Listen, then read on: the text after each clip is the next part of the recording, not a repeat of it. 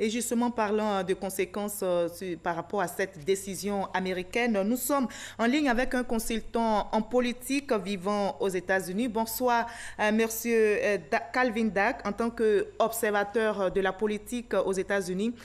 Quel commentaire faites-vous du retrait des Américains de l'accord sur le nucléaire iranien? Bonsoir. Oui, moi je trouve que la décision était purement politique et n'est pas sage ni stratégique.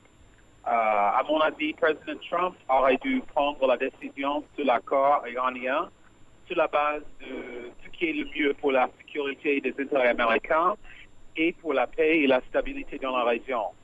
Ne pas simplement pour faire ce que le président Obama a fait.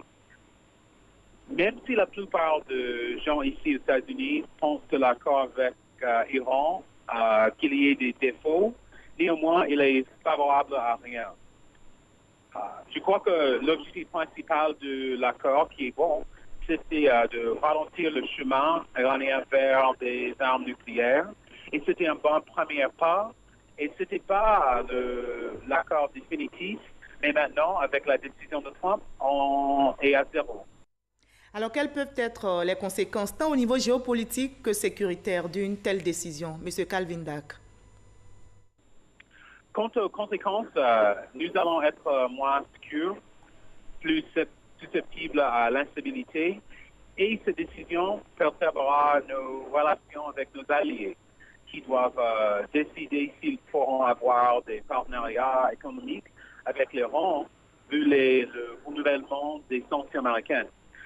Alors, la décision de Trump aura un impact énorme sur les négociations à venir avec la Corée du Nord, parce qu'elle montre à nos partenaires et aussi à nos adversaires que les États-Unis ne respecteront pas les accords internationaux si nous pensons que nous pouvons obtenir de meilleures conditions.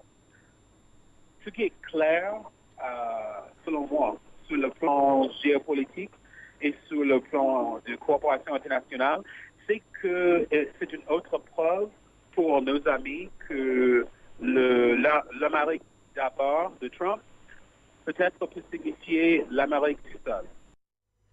Merci, M. Calvin Dack. Je rappelle, vous êtes consultant en politique et vous résidez aux États-Unis d'Amérique. Merci d'avoir répondu à nos questions.